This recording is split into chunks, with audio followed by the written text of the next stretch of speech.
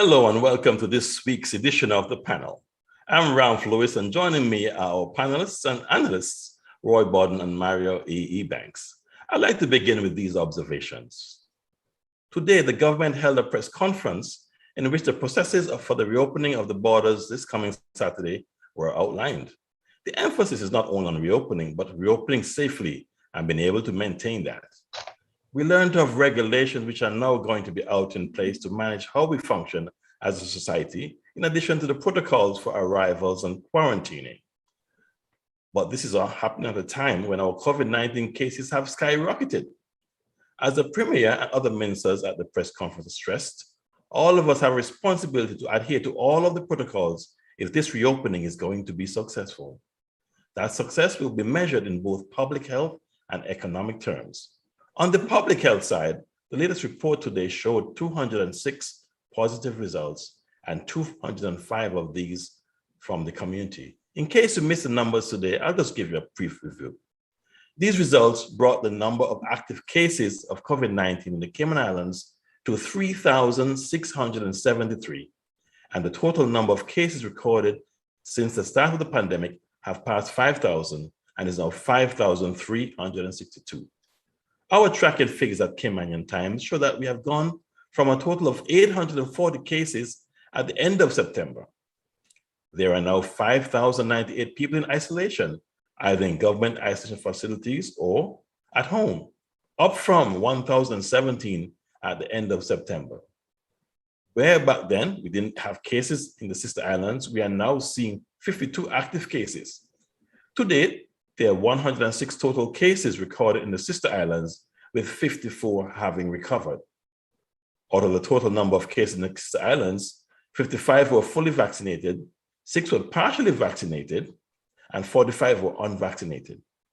There were 20 COVID-19 patients hospitalized as at 8 a.m. on Thursday, and we have now had 2 additional deaths since last year.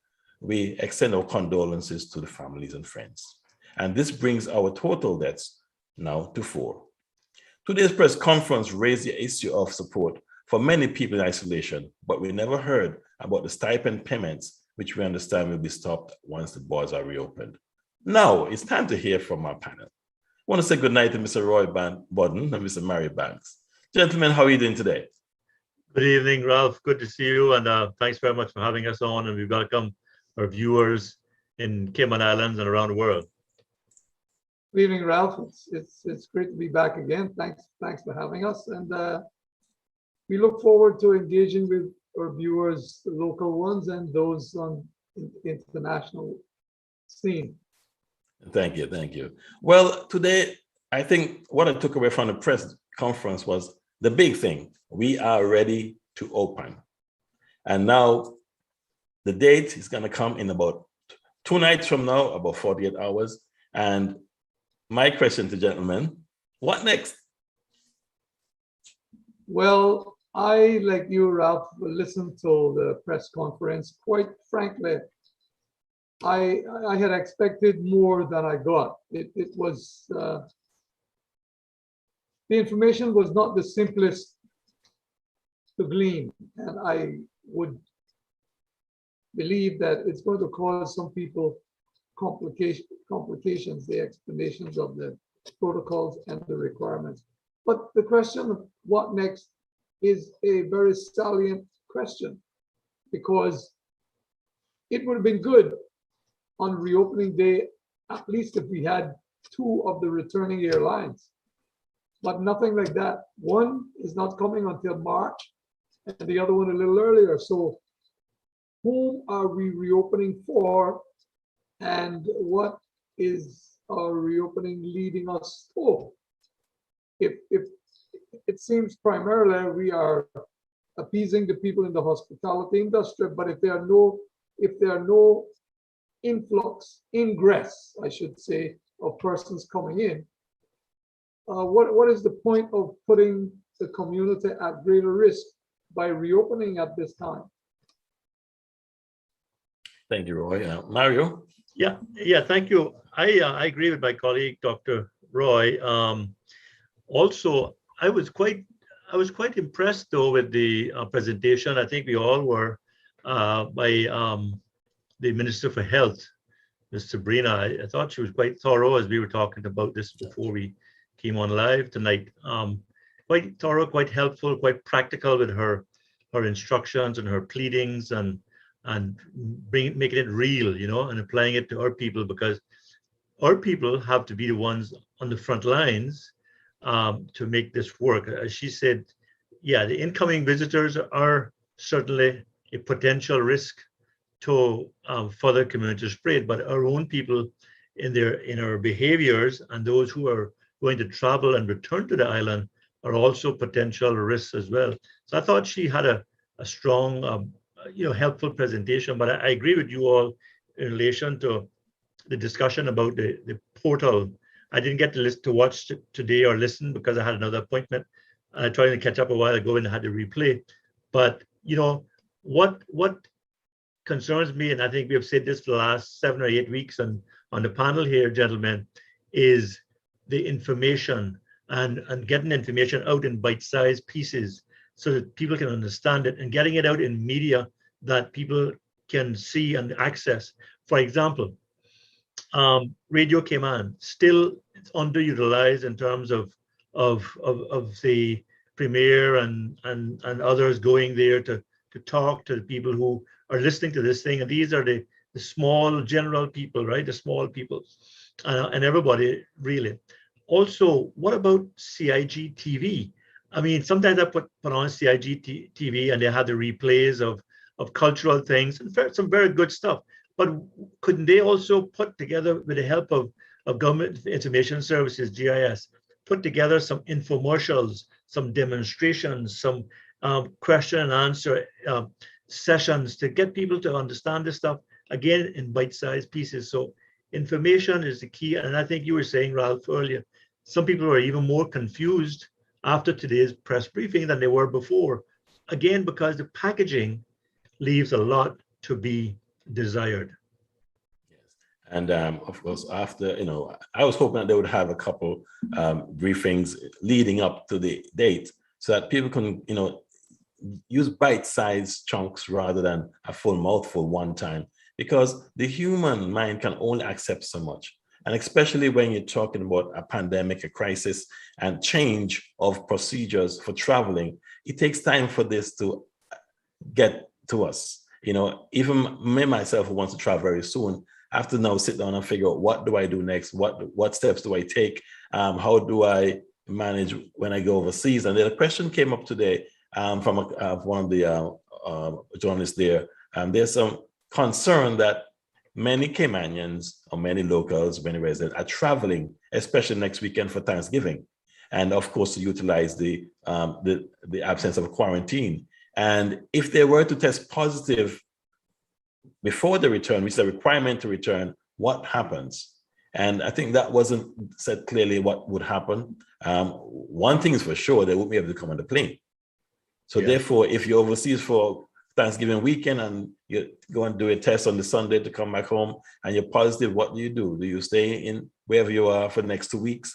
Who's going to pay for the accommodation? So that's a point that just came out today. And I think it needs some discussion or some clarification. And if I was overseas, I would be concerned. Roy, earlier mentioning something that a citizen has a right to come back home. Yes, of course. I mean, unless you want to mimic what Australia did, and I think and keep thousands and thousands of people away. I think Australia just relaxed the rules sometime last week, where their citizens were away, some of them over a year. But we can't afford that, nor can the Caymanian people afford that. And after all, if someone falls ill in a jurisdiction like the United States, they better be sure they have money up front or a good insurance, because nobody knows your mama and your uncle, and they're gonna say, well, go on, let you stay a couple extra nights free, yeah. Right. So we've got to think of all those things. But I agree with my colleague Mario. Minister Sabrina was very, very clear and lucid in her instructions. Some other people not nearly so, and I want to make a point as a former school teacher. Repetition is the first law of learning. So we should be hearing these things on GIS. We should be hearing them on the panel. We should be hearing them on Radio Cayman, but we're not. And so people have a right, as you pointed out, Ralph, to be confused. They should be given this information in, as you and Mario have said, bite-sized pieces. And it should almost be uniform. If you turn to Radio Cayman, it's there. If you turn to GIS, it's there at the same information, word for word, so that it becomes automatic to us.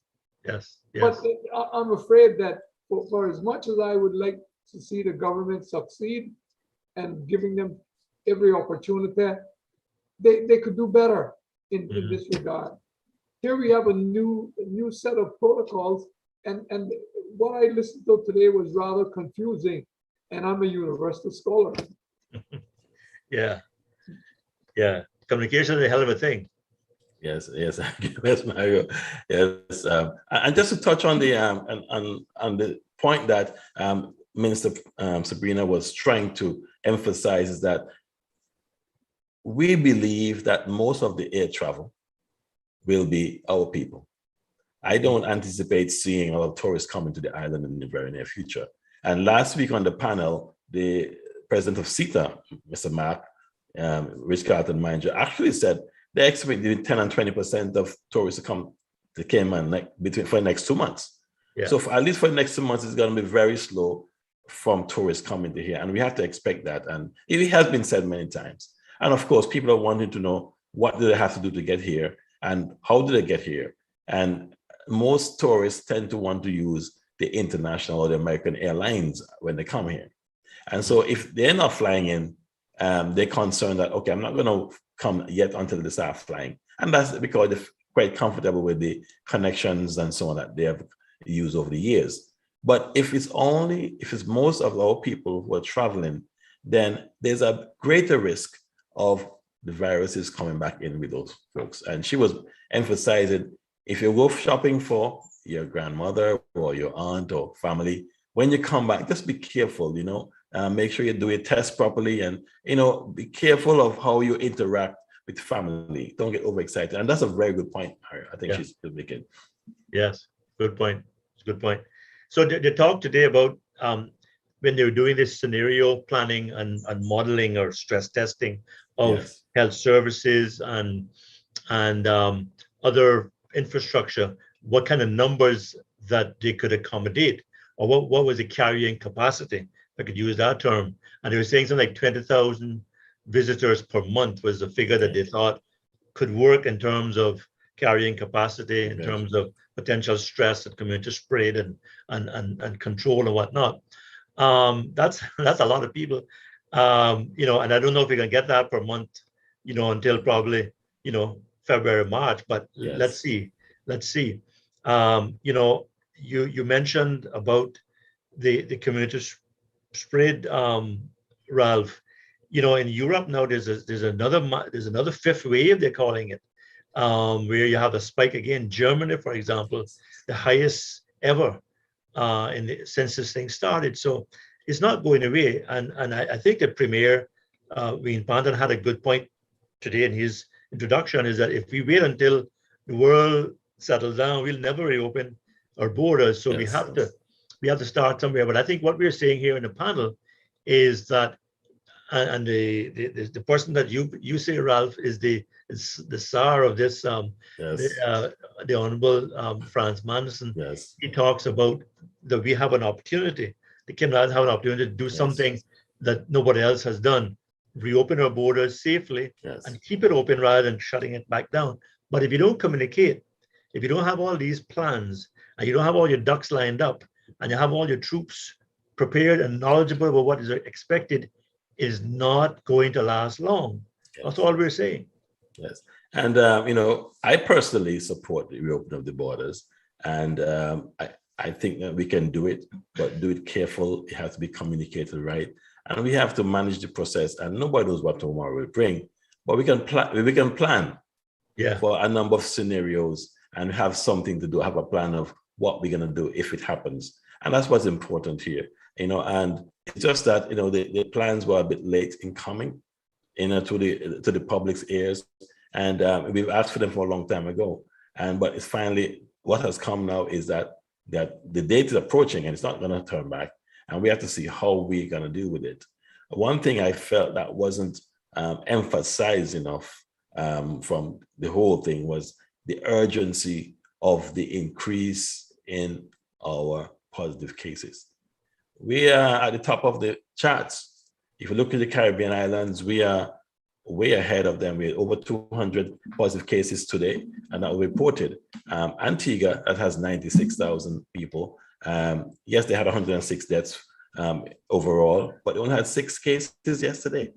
It just goes to show that maybe it's burnt out, but they are a lot less than we are today. And maybe we're behind the ball or behind the numbers, but it's still plenty. And my concern is that in a small society, when you have over 5,000 people that were positive and almost 3,500 people that are now positive, active positive, that's a lot of people. I'm sure every family knows somebody who's positive. And add to that, we have a significant percentage of unvaccinated people. Yes. For the size of our population, a significant percentage. I agree. Ralph, sorry, Dr. Roy. Go ahead. Go ahead, Mario. No, I was asking you, what was the number, the figure you gave us for the active amount of cases in the Cayman Islands? 3,000 something, is it? 3,673. 3,673. And Yes. do you know how of the 205 positives that we had today, how many tests were done? Did Dr. Lee say that today, or do you recall? Yes, he tends to give a percentage of a number that of those done with the lateral flow tests and those done with the PCR tests, and the lateral flow tests are increasing nicely. So they're actually using them. Yeah. Right, but he didn't give the figure of how many tests were done to that resulted in that 205 positives. Because I yeah. Oh yes, he gave that, but I don't have the reports right with me right now. Okay. But he normally says a number. It's about 1,000. I could look it up. 1,000 tests that were done, but that's normally give them. Okay. But yes. But we have a situation where the numbers are climbing. We're over 200 every day being reported, and average is still high. And yes, we want to open the borders, but we have to be mindful. And one thing I've learned is we have to look after our elderly, and we have a lot of elderly people. I'm a senior citizens, right, as well. But we have to look after our elderly people, and there are a lot of elderly people in the Cayman Islands. And unfortunately, we might hear of a number of deaths coming up on a regular basis, and we have to be prepared to deal with those things. And like I said, every family, I'm sure, knows somebody, or if household knows somebody who's positive. It's now impacting the workforce. And maybe it's a good thing that only 10% of the tourists will probably come for the next 2 or 3 months, because if your workforce is impacted by the amount of people in isolation, then who's going to do the work? You can't operate a hotel with skeleton staff. You have to maintain a level of expertise. And these are the kind of things that we wanted to hear about, but unfortunately we didn't hear much detail about this. Well, if we have 3,673 based on our population of 67,000 people, that's roughly 5%. I mean, you're a numbers man yourself, Ralph. Yes.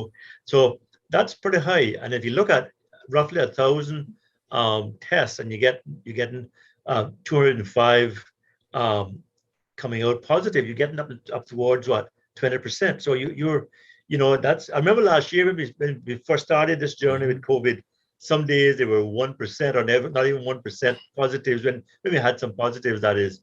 And people would say, oh my God, but now we're up to 20%. And if that's, per test cycle, Yes. that's quite troubling. But, we can do it.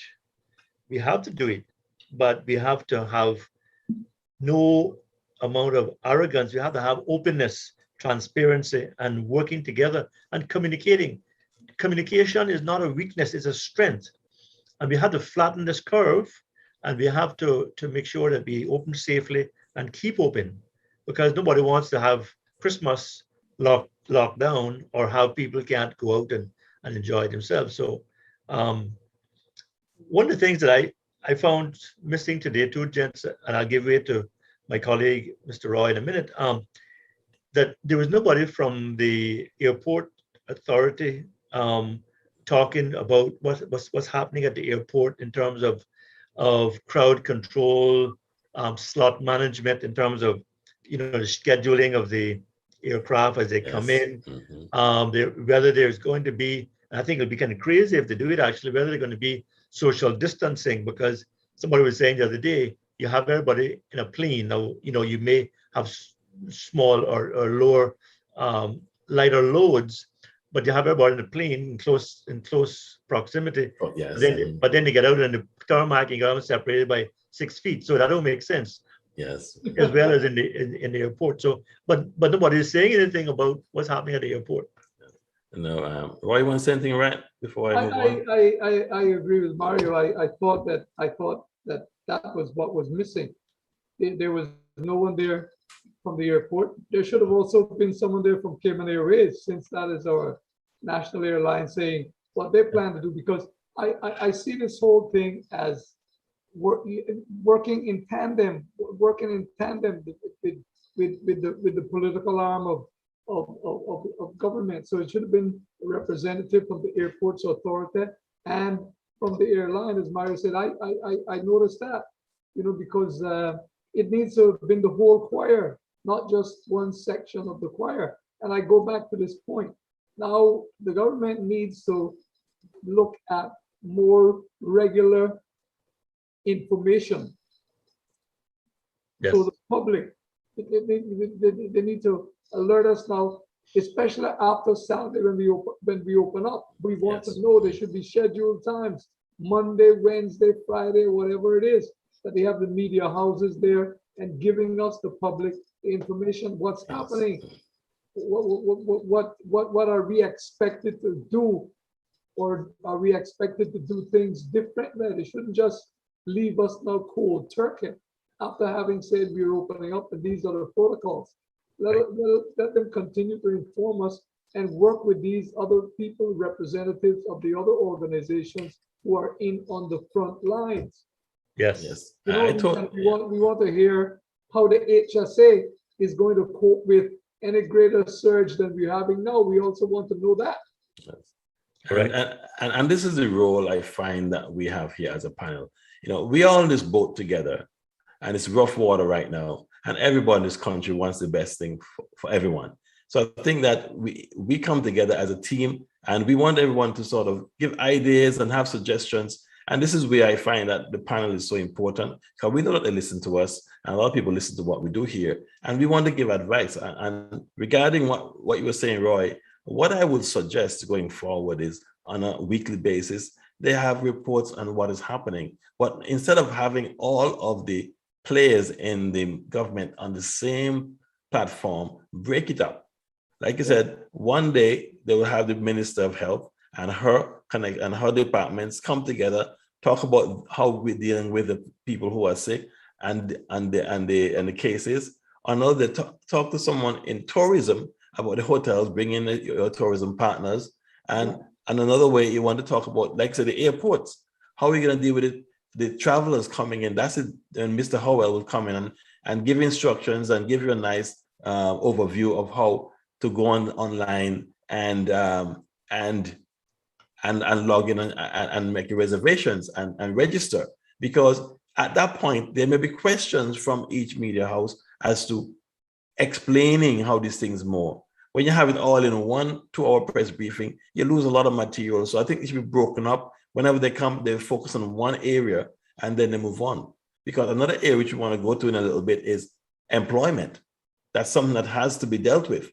And and just to jump right in, the Minister of Tourism did say, he made it very clear that he expects Caymanians to be first.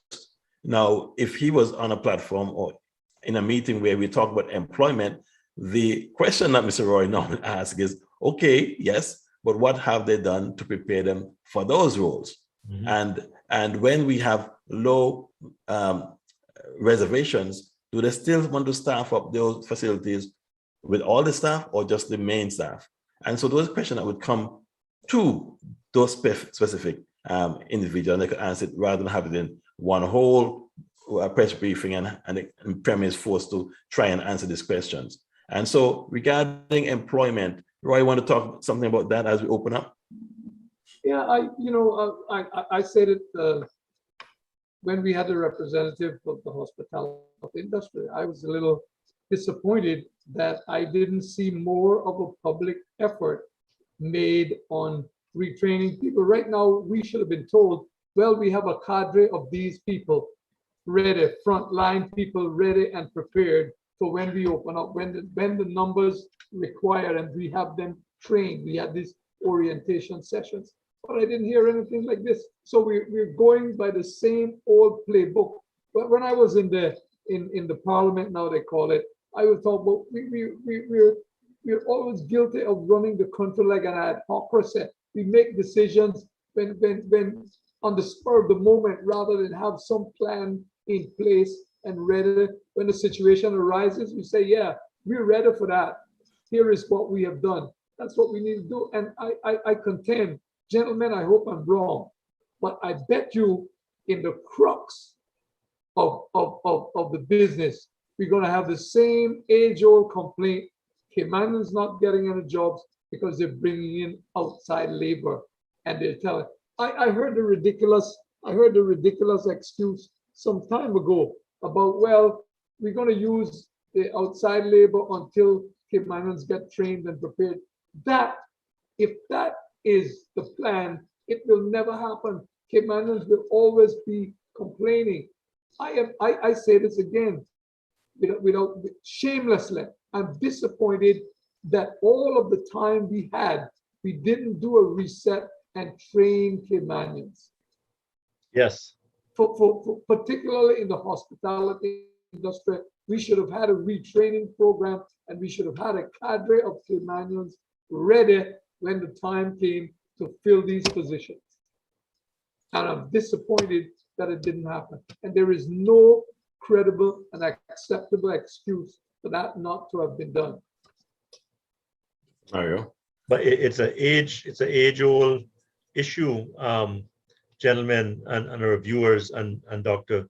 Roy knows it well because he was a former Minister for Labour and in government for a few terms. There's no, and he tried to do it, and others tried to do manpower development plans and whatnot, but there's no human capital development strategy or infrastructure to support that in this country. So we expect to kind of have this sort of disjointed band-aid thing, that when something happens that you expect to have work or immigration or CETA or Chamber of Commerce, whatever, to pitch in there and sort of try to pollinate these areas and cherry pick, but you've got to have a proper strategy. So now we had a year now, almost 2 years of hiatus, and we could have had time to reset and get people trained up. Now a lot of people are getting a stipend. They haven't been working, so they may have changed careers, or their work ethic and productivity level might have gone down, and so you're going to have all kind of excuses being used why they can't get the jobs. And tell you this too, the work portal Jobs Cayman, it doesn't really help the Caymanians getting jobs, because Caymanians are not looking there for jobs, and you have to be registered to actually even go to search for jobs. Now, before you used to have it put out in the newspapers, and it was a much more visible, accessible job board. Now it's not. So we have all kinds of issues around this. But you're right, we're going to have all kinds of complaints about employment and employment conditions and employability, and we're going to have the same thing we've been talking about for the last 30 years, and we had an opportunity to do it better, and we didn't as yet do it. the minister today, she spoke about staffing up the resources or increasing the resources in the healthcare industry. And they were looking to bring in either locally or from overseas, new nurses and new healthcare workers, because they're gonna need them. I always said if I wanted to start my profession again, I'll probably go into healthcare. I'll be a doctor because that profession, you always have work. And it's a hard one, but if you get it right, it will work because there's so much opportunity. So I'm appealing to anyone in Cayman out there, if you really want to have a good career, consider healthcare. We're gonna need it for the next 100 years. It's gonna, especially now with COVID, the healthcare industry is gonna skyrocket. Hospitals are gonna make a lot of money, and the insurance company is gonna pay a lot of money too, and that's gonna drive up our insurance costs. Yep. But healthcare and COVID go hand in hand. And you can understand, I mean, those people who are making vaccines are going to be comfortable for the rest of their lives. And so therefore that industry is going to, when it comes to resources and training and all the different aspects of healthcare, this is a place to go. In the States, they can't find healthcare workers. Yeah. I know people leave Cayman and go to the States and get a healthcare job paying them $4,000 a month. It's amazing, but healthcare is where it's at right now. Oh yeah, So, that is true, and you know, we had when under my presidency, we developed a modest nurse training program, and I think we graduated something like 10 nurses per year, and even some of those at that time, some of those cohorts who graduated had difficulty finding jobs. I wonder if the situation has improved now, because the program, as I understand it, is still viable. So I would think that now would be the time that we should think about not only increasing the numbers in the program, but branching out to other health-related fields. yes. That we would need at a time like this. And I wonder why we don't think of expanding something like pharmacology, for example. Yes. Even if you just begin with an associate's degree in pharmacology or pharmacist technician, that's a start. Because here is something else, gentlemen, I don't know if you are aware of, but you know, one of the things we have against us, is that we have an aging population in the Cayman Islands. Did you know that? Yes, definitely. Yes, Did you know that? definitely. Yeah. We have an aging It's- population, yeah. so which is all the more reason why we should look into these areas. But it all goes back to Mario, what you and I talk about. You see, we don't have any scientific management basis, and we don't have any manpower planning. We need to have it. It all begins with a manpower needs assessment survey, and Right. we take it from there. Right. And we take it from there. Then we would know. We could begin to see how many people we can produce locally, how many we would need to import for. We have no excuse for not providing at least a significant proportion of our frontline hospitality workers. Good heavens, in the old days when it went on to Jim Button and them, we had more and imported less people than we're doing now, that we have facilities for training and orienting our people and all that. But Well, it seems as if in some of these areas we make one step forward and two steps backwards. Yes. When life gives you a lemon, you should make lemonade. We had an opportunity earlier in the pandemic, yes. as I have said, to do a reset and to prepare our people for some areas. And now the stipend, the minister said the stipend is about to be reduced. Well, the stipend is about to be reduced, but I don't see where the people receiving the stipend is going to have any greater chances of employment. So they're going to be in a worse position, because while I agree that the government can't afford to be a welfare state, we can't leave our people cold turkey in the middle of the ocean with no paddle. Yes. Well, and there was a concern that someone raised to me. Said, Ralph, they never mentioned anything about the stipend, and is it going to stop? Or is it going to continue? And my thoughts were, well, if it stops, who's going to pay these people? There's no guarantee of work coming in when the borders are open. It's going to open on Saturday, but there's no guarantee that you're going to have 2,000 tourists coming in per month. So until that time happens, which is probably going to be next year, maybe March at spring break, what are they going to do in June time? Are they going to still get the stipends? And what's happening is that there's concern that other people in the community who have had difficulties with their employment, but not in the same industry, are looking for stipends also. The government can't continue bailing out everyone and paying everybody's bills. And of course, I don't think there's any more pension money that they would want to dip into at this stage. So we have to sign and face it. The budget is due right now, and I'm really, excited to see what's in the budget. But it's going to be a difficult one, I understand, to really get done, because there's going to be a lot of needs in the community going forward.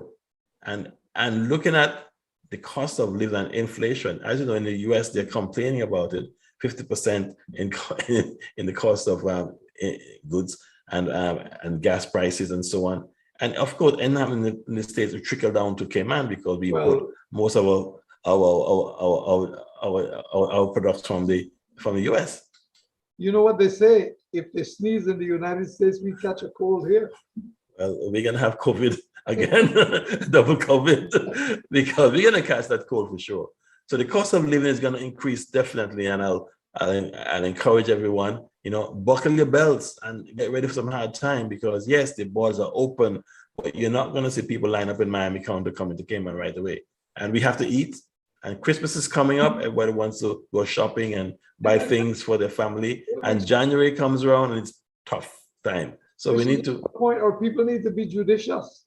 Yeah. They don't need to get intoxicated now and splurge, because January is traditionally a tough time. It's going to be worse if the current rate of COVID keeps spreading the way it is. Yep. Yes, and looking at, last year we had paid a lot of attention to this idea, this curve, and we talked about flattening the curve. Flattening, that was the buzzword. Now, I don't know, I hope that they're also looking at what's happening now with this curve and how we're doing compared to other jurisdictions, and also how we're doing ourselves and what we're going to do about flattening it, because that's going to be critical. Bermuda, for example, went through a similar spike probably 2 months ago, right. 2.5 months ago, and they had a number of deaths and whatnot, right? They had a similar thing, and then it settled down.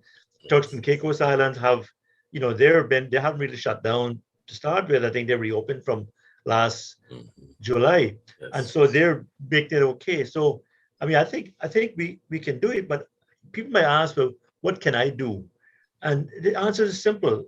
In addition to getting vaccinated, there's things that can be done as well. In addition to that, wearing of masks, social distancing, covering your sneeze, covering your cough, and washing, sanitizing, all that common sense, natural stuff that we can do.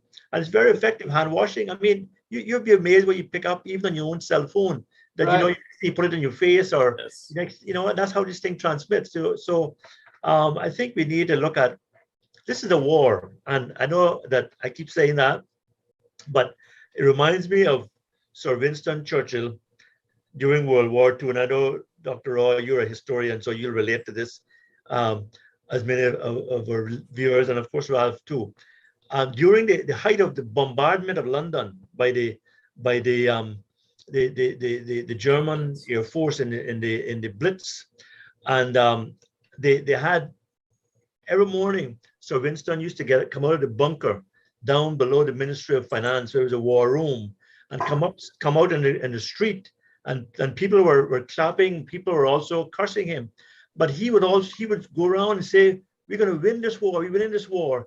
Now the whole place was bombed to smithereens from the night before, but he said, we're winning this war. So this is a war, and we have to inspire people. We have to all get in the same boat, but the government must lead by setting that positive, winning kind of philosophy, but also communicate with us and make us know that we're in this together. This is the war. And the government has to set the tone, but also we have to recognize reality. And that is so important. And I think what a lot of people were concerned about today when they were tuning in is, what is happening on the ground. They're more concerned about the rise in cases, those people who are infected, and what they're going to do, how they're going to deal with isolation at home. They were more interested in that, most people, rather than the border opening. And so, yes, the border has to open, but we also have to recognize the challenges on the ground. Like the ministers of health emphasize, we have to do our part. And every day we should be thinking about it, reminding people, wear your mask, wash your hands. It has to become a way of life for us. And as the way forward, and like we talk about the Great Reset, and there are missed opportunities, but I believe that we do have opportunities still, and we have to embrace them. We don't need to make it political or to tear down anyone. We just need to encourage others. Let's do the right thing so we can move forward and get back to where we were, or get past where we were and do better. Like Roy, just to go back a little bit, with employment. Okay, that's dear to my heart. We lost an opportunity to really train people up and get them in the mindset that, there are other things that can be done. Look at other industries that can be developed because, for example, cruise tourism, we're not sure if that's going to come back in the way it was before. Those cruise ships companies have dumped some of their boats. So we have to understand they're changing those models. So the volumes of tourists that we saw coming off the cruise ships are not going to happen again or anytime soon. So, the stores on the waterfront, the taxi drivers, tour operators, all those things may be in reduced numbers. Now, how do we manage that? We would love to get back there, but if it's not going to happen, what's the reality about that? We have to look at other alternatives and look at other things to do and other skills that we can learn. And you never know. I mean, I never intended to be in media. I was a banker and a DJ, but I saw an opportunity in media, and I'm working it hard.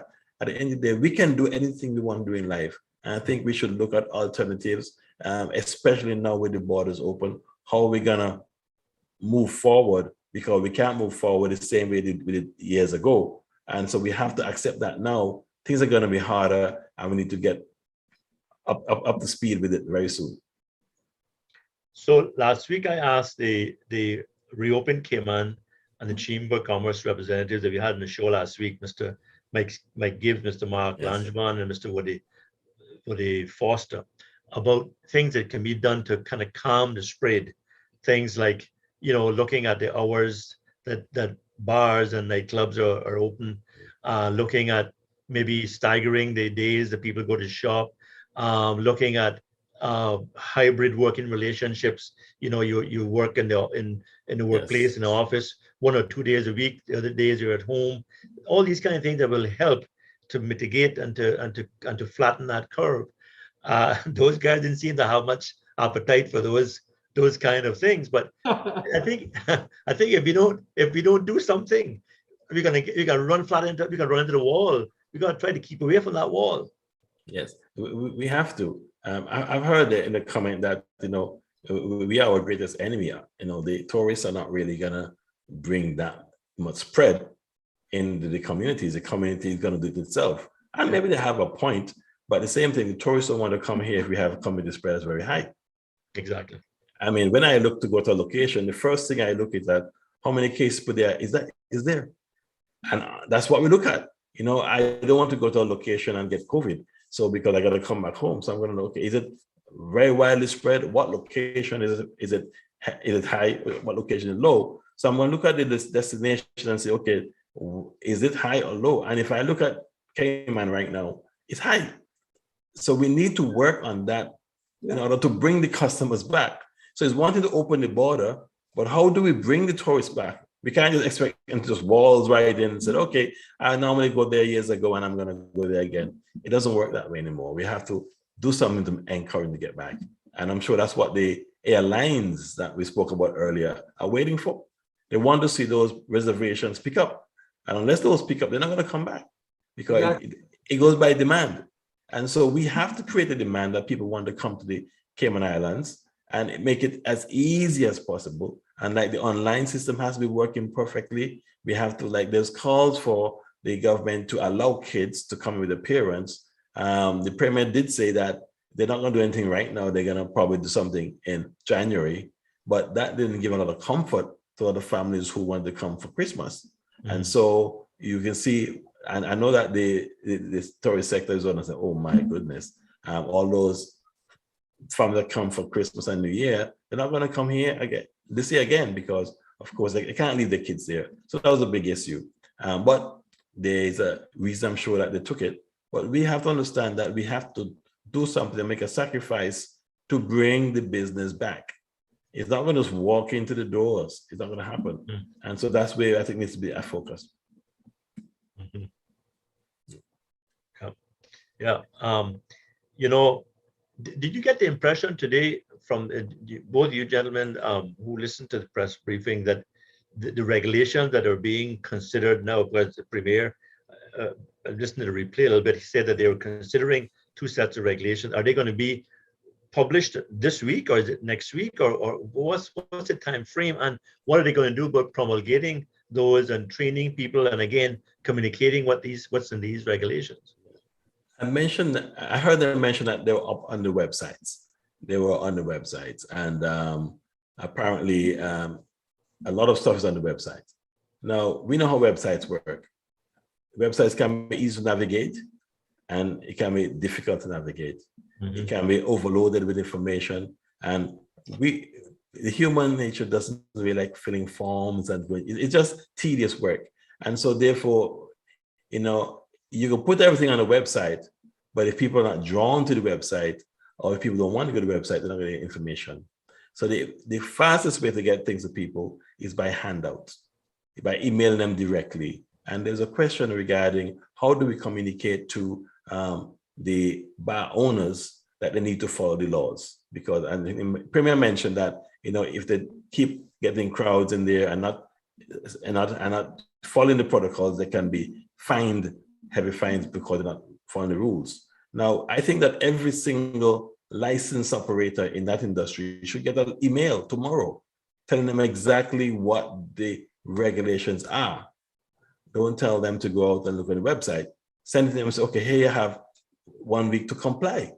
After that 1 week, you'll be inspected and on a regular basis. And if you're found in breach, well, we have to be direct, and that's how people learn.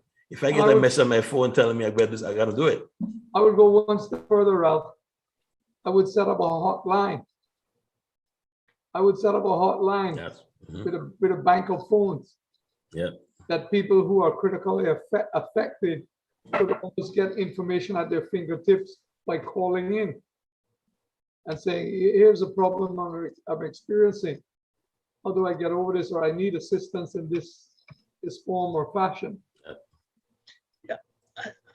Exactly. Good point. And the other point about the bars and regulations is that are the police and the law enforcers being briefed on these regulations and how they're supposed to work? I mean, who's actually training them? Is that something that happens? That maybe it does happen. But why I ask the question is because so many of the cases of breaches of quarantine, otherwise that have gone to the director of public prosecution's office by the police in the law enforcement arena, have been found lacking because these submissions by the police don't meet the evidentiary threshold that the DPP is comfortable with, and so they're not taking them to court because that's why they're giving tickets. Yeah. But again, those can be probably challenged as well. But yes. I'm saying that the question of ensuring that everybody is on the same page with this thing. I agree with you, Mario. But and what that's one of the things that I found disappointing, because they're placing the emphasis on punitive treatment rather than educating and informing the persons involved into positive behavior and control of the situation by using common sense and complying with the protocols. It shouldn't be a matter of seeing how many people you can ticket or prosecute, but seeing how many people you can get to understand the importance of being cooperative and the importance of being responsible. Because by emphasizing to them, first of all, you're protecting yourself. You should protect Yes. yourself first. Yeah. So when you abide by these protocols, Roy Borden is ensuring that Roy Borden is safe. And we should, that's the kind of thing we should be emphasizing rather than saying, look, you'll be ticketed and you'll be subject to this fine or the next fine. And no, the onus is upon you as a responsible citizen to follow the protocols that we are laying out, because you will be protecting yourself and your family. Yes, sir. Well, gentlemen, we have been waiting for this day for a long time. I have been. I've been questioning it for a long time. We remember that weekend in March last year. Well, I Yeah. had planned to travel actually that Friday, and everything just shut down, and our business got impacted. So we've been looking towards this day with with bated breath. How do you feel about the country opening up personally, Mario? Okay, you put me on the spot. I support it. I support it. And I believe that if we don't do something soon, the government can't afford to continue to pay out and not get revenue. The businesses are really operating on a shoestring, and I don't know how they're surviving, whether they're drawing down from reserves or loans or overdrafts or whatever. Employees are tired of not being able to be fully engaged, those who are not engaged. And I think if we're not careful, we can get a mental health issue Yes, as the next pandemic. So I agree with doing it. I think that we need to be careful though, and we cannot be flippant about the whole thing. We have to be very careful, and that's why I keep stressing it. And this show in particular, in our discussion, to have information, facts, plans, scenarios, and get everybody communicating so that we're all on the same page. So let's do it. We can do it, but we have to be careful. Maybe I asked the question a different way, and I thank for what you said. But on a personal level, and we're trying to get it. How's it going to change your life and your business and your family's life with the open? Is it going to be the same as usual for you? I'll tell you mine in a bit, but it's want to hear yours. Well, I mean, I think that hopefully we'll reflect on this last 18 or 19 months as a time when we did some things that we needed to do for a long time. Spend a little more time in quiet meditation, spend time with family, visit people, and look at ourselves, what we can do to improve ourselves, look at our health. So I think personally, it can benefit us. But if we jump back into this thing, as Paul Keynes, Douglas say, we're at the edge of the precipice and make one bold step forward. If we don't look at what we learned in the last 19 months, then that's really the failure. Yes.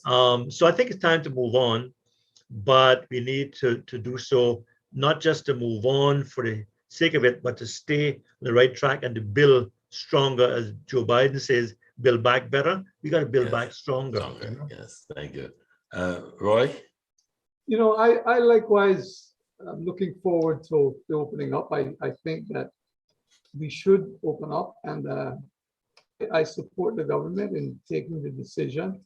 My reservation is, how prepared are we, and what are our expectations? Are they realistic? Because I am disappointed that I didn't see any clear plans forward. I mean, someone should have said, well, we're not, American Airlines said they're not coming, Delta said they're not coming until this time, but here is what we are banking on. Here is what we think will help us to stay the course until they arrive. And then I didn't hear anything about a fallback plan. What if after we open up we have to shut down? I didn't hear anything about that. Yes. No alternative, no plan B, as we often said. There should have been one. And as to the personal question, I am as cautious now as I was. Indeed, I'm more cautious now than I was before, because I am minded. Every time I hear the numbers of community spread going up, I am minded of my surroundings and my circumstances and what I have to do when I go out in the public and mix with people. So for me, opening up is fine, but I am not excited to the point where I'm prepared to relax my guard and to let down my guard. And I would advise all of the citizens to take the same attitude. I hope it works. I pray that it works, but I'm not sufficiently convinced that our government has taken all the steps they could have taken. And one of the questions I wanted to ask Ralph, so there's not going to be any community cleanup this year, I like we hope in those times where they for call it Christmas. NEG. That's the acronym for it. So because of COVID, there was none last year, I don't think, and then not, Okay. there's none this year again. Well, we haven't had that question. I would hope that they should do it. I mean, we Well, can. if they haven't done so yet, the time is, this is soon the end Yes. of November. And Yes, if you're it right. would be a Christmas cleanup. I would have thought it was going to be, it should have been done. So that's another factor that we have to take into consideration, because with the economy the way it is, and where will these people at the lower rungs of the societal ladder, how are they going to get by? And if the government is prepared, which is a disappointment I had in the Minister of Tourism, he said the stipend is coming to an end, but he didn't say how he's going to ensure that the people who are on the stipend now can fend for themselves when the stipend is withdrawn. I would have loved for him to have been able to say, well, we have 300 people on the stipend. So when we withdraw the stipend, we are satisfied that at least 200 of them can stand upon their own. But Right. nothing was given, just removing the stipend cold turkey and just hoping within hope that something comes up. To me, that's not good enough. That's not a responsible position to take at a time like this. And I agree with the rest of you gentlemen. The government cannot continue to give out what they're not taking in. But by the same token, we can't just withdraw and leave these people cold turkey at a time when inflation, that's another thing we have to watch. We're in inflation from the United States. Mhm. So soon we'll have, people are going to be calling for a cost of living increase. Yes. Uh, Yes. And well said, Living gentlemen. stipend. Well, for me, change is inevitable, and we will have to change.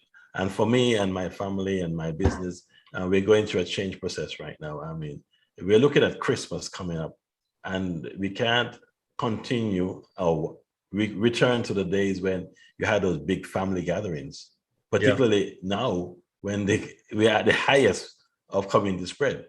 So Right. I'm just warning all those families, please. I know it's been a while we haven't got together, but we have to use Zoom some more for another year at least, because we can't just forget the challenges and the risk that's involved with this disease. And it still exists. So I've learned to sort of keep my circles very tight. And I'm happy to get to leave the borders now and then, because what I've been doing over the years is visiting the neighboring countries. And when you live in a country and you have workers coming here from their country to mix with you, you want to get an idea of where they're coming from and why they behave as such. And so I tend to want to travel around the region and to where the workers are coming from, just to see what lifestyle they're accustomed to. And I got a great understanding. I got very different stories. I traveled to Cuba many times, and I've been to Honduras, Jamaica, the Dominican Republic. And it's amazing the lifestyles and the cultures that we see there. And you understand, and I was able to write stories about them in the newspaper, but you get a feel for the paradise that you live in Cayman Islands. Yeah. And so now you understand why they're coming here, and because they're seeing paradise. Now we have to maintain paradise, and maintenance of paradise comes in many ways. And we have to look after our people as well. And we cannot sideline our people for others. And that's what it's all about, building community. And so as the community spreads, goes higher, we need to build our community, but in a safe way. Yes. Ralph, yeah, well said, well said. I want to say also, I did myself, my wife, we did the lateral flow tests. I think it was Tuesday. It's actually the lateral flow, the home test, Yes. rapid test. It's actually quite easy and it's quite Okay. effective once you follow the instructions. And I'm not going to be with you until probably early in December because I'm Okay. going to be away for a couple of weeks. So Okay. I want to just say to our viewers that I'm sure you and Dr. Roy and other guests will make sure that the panel remains strong. And I'll see you all in a couple of weeks. Okay. We will miss You you. and We will your miss. wife enjoy your respite and be safe. I don't want to hear that you've returned and in some extended quarantine. Thank you, sir. Okay. Thank you, Mario. We're gonna miss you and see you when you come back. And Roy, thank you for joining and for joining us today. And to all viewers and listeners, thank you for joining the panel. We want to leave on an upbeat note that the future is ahead of us, and it may take some time to get back to what we were or even more. But have the faith and keep communicated, and we're on this boat together. So let's row together and stay in unison. Thank you and good night. Good night.